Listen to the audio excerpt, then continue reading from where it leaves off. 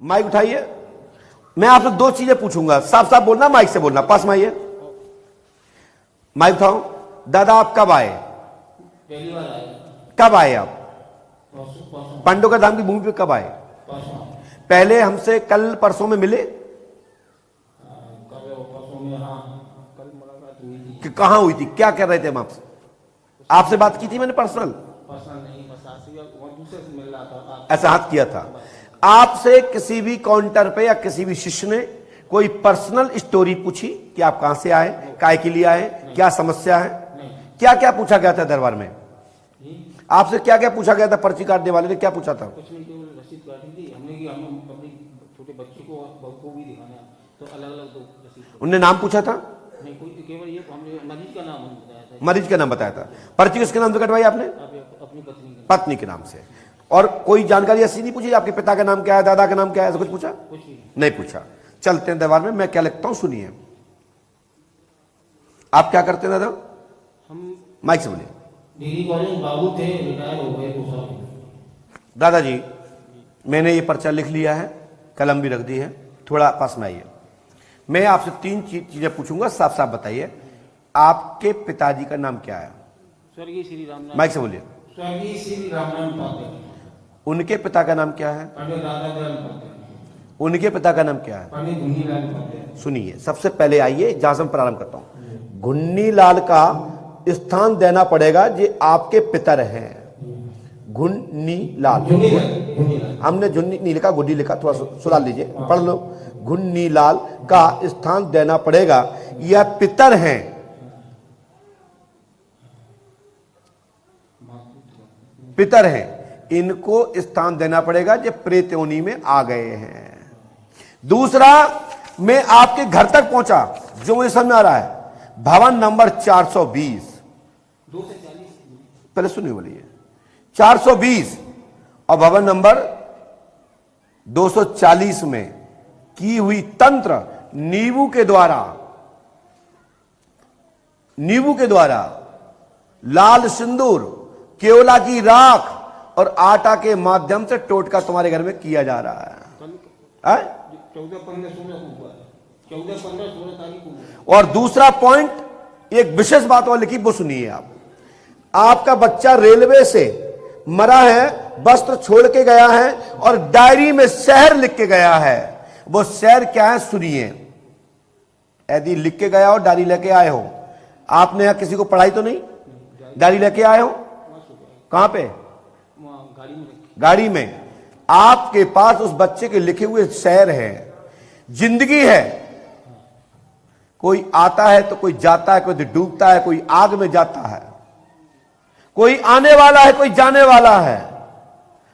बाग के माली ने, मैं सारंश बोल रहा हूं, क्या डलियां बगिया पकाए हैं, जाके देख लीजिए। उसमें डायरी क्रमांक 2003 की फरवरी के पेज पर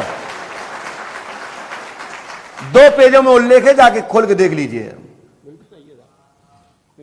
शहर कुछ भी हो सकते हैं, लेकिन मैंने तीनों चारों शहरों के कुछ कुछ शब्दों की दुनिया में सजा दिया आपको। बोली कहा कि नहीं, मेरा इंतजार मत कीजिए। कोई आ रहा है, कोई जा रहा है, पानी के बलबूरे, कोई मिटर रहे, कोई भूल रहे हैं, कोई पूरे हैं, कोई अधूरे हैं। यही शब्द तो है।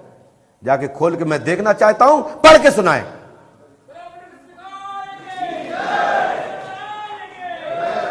ऐसे दरबार में आनंद आता है। अब क्या तुमने अठन्नी चवन्नी बता दी, नहीं बता दी, अब लोग हमारी बता दें। हो तो लेके आओ। क्या मैंने आपकी डायरी देखी? नहीं। क्या मेरे किसी कार्यकर्ता ने ली? नहीं। तो मैं कसम है हनुमान जी महाराज की, तुम ब्राह्मण हो, क्या तुमने किसी को डायरी दिखाई? नहीं, मैं अपने घर पे दिखाई, यहाँ किसी को नहीं। माइक से बोलिए। मैंने यहाँ किसी को नहीं दिखाई, मैंने अपने घर पे दिखाई, तो अपने रिश्तेदार और परिवार को दिखाई। लेकिन यही शब्द मिलेंगे। और वो बच्चा, अरे अभिषेक भाई, उसमें एक अभिषेक भाई की टिप लगेगी, उसमें अभिषेक भाई का नाम आएगा। और अभिषेक भाई शब्द ना आए तो पंडो का सगा का नाम बदल देना। तो ऐसी चीज आनी चाहिए। अब 72 से यूं फेंकेगा आदमी, ले भाई 72 लाख ले, बात मिले ना, बात मिलेगी और काम होगा। तो 7200 1100 क्या चीज है, क्या चीज है? डॉक्टर के यहां तो लाखों देते हो, क्या पाल जी सुन रहे हो? तुम वो तो नजर पहुंच गई तुम पे, तुम उठ के यहां आ गए हो, आ गया उठ के, ये तो नजर पहुंच गई आपके ऊपर। तो मेरा कहने का तात्पर्य यह है, आशीष भाई की टीप और ये माता जी ठीक तो होंगी, लेकिन पूर्णता ठीक नहीं होंगी, क्योंकि तुम्हारे घर में 7 मृत्यु के लिए कीलक किया गया है। आपका लड़का तो खुद योगी था, योगी था, इसलिए वो डायरी भी दिखा दीजिए, जो डायरी आप लेके आए, और आप पढ़े लिखे व्यक्ति हैं। इतने दिखाओ सबको डायरी, इतने दिखाओ डायरी, दिखाओ पहले डायरी, वहां दिखाइए, वहां पे ये डायरी आपने किसी को दिखाई थी? आपको कैसा लग रहा है? यहां पे माइक उठाइए।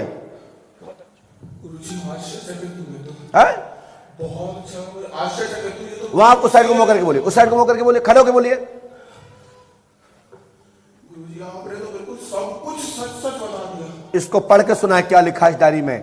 देखिए फरवरी की तारीख है, 2003 की डायरी का पेज है, इसमें लिखा है 4 हो 5 हो 10 हो, सुनाइए।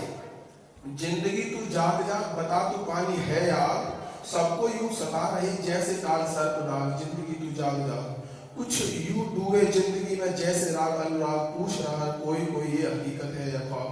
किसी पे मेहर वाक तो रहे हैं आत्मा जाग जाग, किसी की जिंदगी में तो चारों ओर आग आग।